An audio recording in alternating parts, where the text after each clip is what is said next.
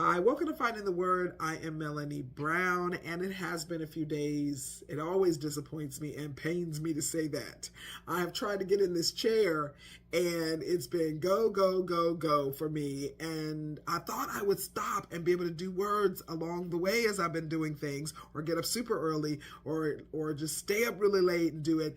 But it has not worked. And I've got to be reminded of the enemy's devices. I'm going to attach that video at the end because I feel like he's been using them with all these little emergencies to keep me running. Running too much can be one of his devices, especially when we think that things aren't going to work out and we get a little panicky, a little anxious and start running around. Well, the word is light. And I have been running deliveries through Spark. That is the Walmart app. You can pick up, you can shop, different run pharmacy, things like that. And it gives you good extra money to do so. We have 3 vehicles, but 2 of them have been down for a little bit. I had no idea what the amount was going to be.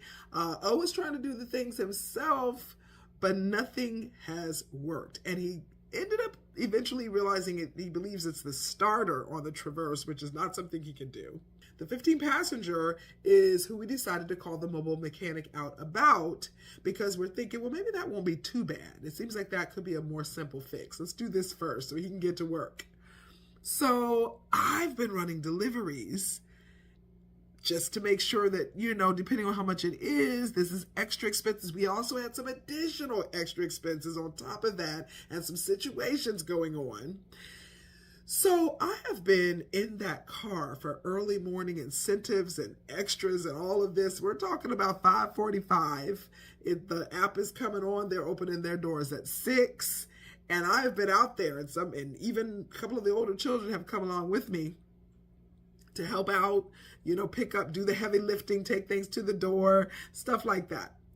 So light was the word, and I have a lot of words backed up because even though I haven't been in this chair, the words still come, the words are still present, and I've got to get better about stopping what I'm doing and just devoting to giving the word at that time. I still have not mastered that, and I need to do that. That was the word do it the other day. That's something I just need to do as well.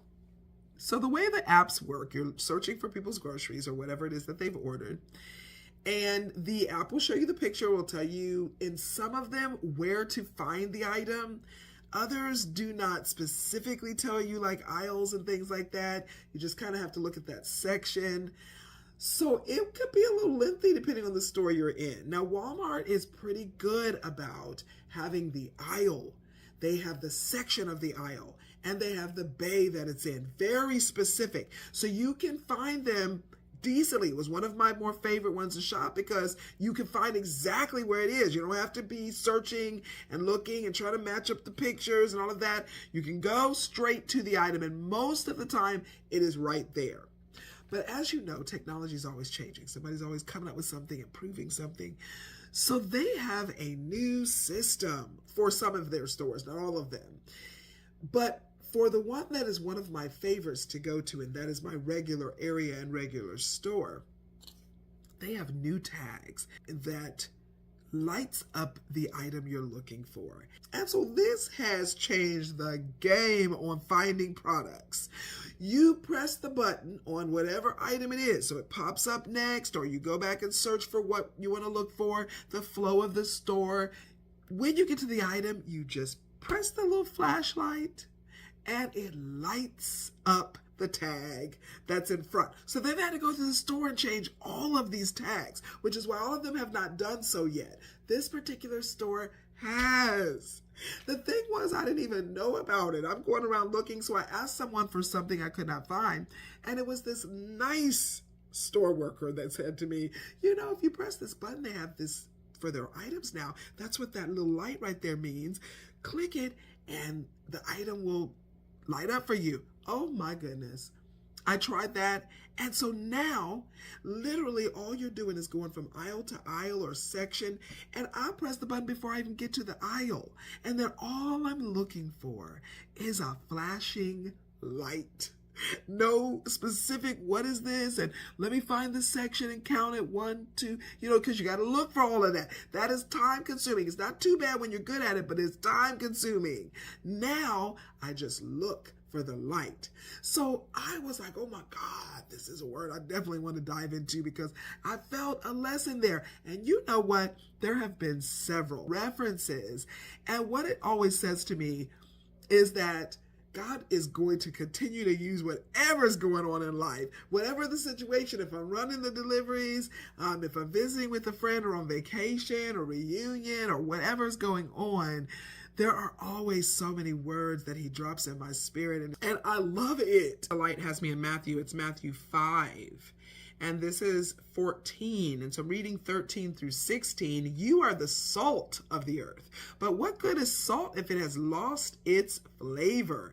Can you make it salty again? It'll be thrown out and trampled underfoot as worthless. You are the light of the world, like a city on a hilltop that cannot be hidden. No one lights a lamp and then puts it under a basket.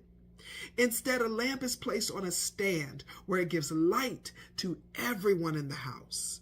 In the same way, let your good deeds shine out for all to see, so that everyone will praise your heavenly Father. We are the salt and we are the light. This needs to be remembered, that you will be worthless without your flavor, without your salt. And as the light of the world, you're like a city on a hilltop.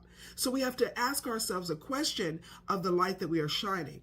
Are we shining our light? This is through our works. This is through the good deeds that we do, coming out of and flowing out of the love that's in our heart. It's always kind of a back and forth when I think about it on people saying, well, your works don't save you. And so it's not your works and your good deeds that you're doing. This is true. Where do good deeds come in? It's kind of like, well, what's the point? If you are a person who's only doing things for just show, because you feel like, well, it's the thing I have to do. You are supposed to do what is right. This is why we let our children know what it is they need to do. They may not want to share. They may not want to be kind. They may not want to give. But this is why we stand on the principles and explain to them, these are not the things we do because we just simply want to. These are the principles we stand on. These are the things that are right. So there's a point. But then as the love of God fills your heart, as you grow and as you want to love fully and deeply and to emulate what Christ was doing here on earth, then you get to the point where the love is flowing, and therefore the deeds and choices that we're making is flowing out from the love that is within, from God within us. So even in the same way, Walmart's not putting covers over these lights. They are to be seen. They are to be helpful. They're for all of those who are shopping, including the people who shop in the store. They even have different colors for the lights so that you don't get them confused. But it is such a help, such a benefit. And so just in the way that they're wanting those blinking lights for us to see, we have got to shine our light for all to see. It would make no sense for us to not do so. This is convicting for me because I know that there are things that I need to be doing. There's ways to help others in life that will be a benefit, like a city on a hilltop. I get that. And then there's so many things that come along in life if we are not careful. These are the devices of the enemy, one of them being distractions, one of them being running too much, going too much, whatever it is that is stopping you from shining your light for all to see. You can be too busy to shine your light because you're running. You don't even notice ways that you can be helpful. You're so fixed on the things that you have to do and the stuff that you have to get done. I've been shopping for a long time, so I know where a lot of things are anyway, but there are still those things that I don't use or things that I've never looked for, don't even know what it is. And it takes that little frustration out of looking and searching and watching. Just let the light blink, go to the light. Let's be those lights out here shining brightly that people can see. Let's be the lights that change things for others too. Let's be the lights that bring blessing and encouragement, and let the Lord use us as lights that others are drawn to so that he can be praised. Don't forget to find the word. I will see you soon.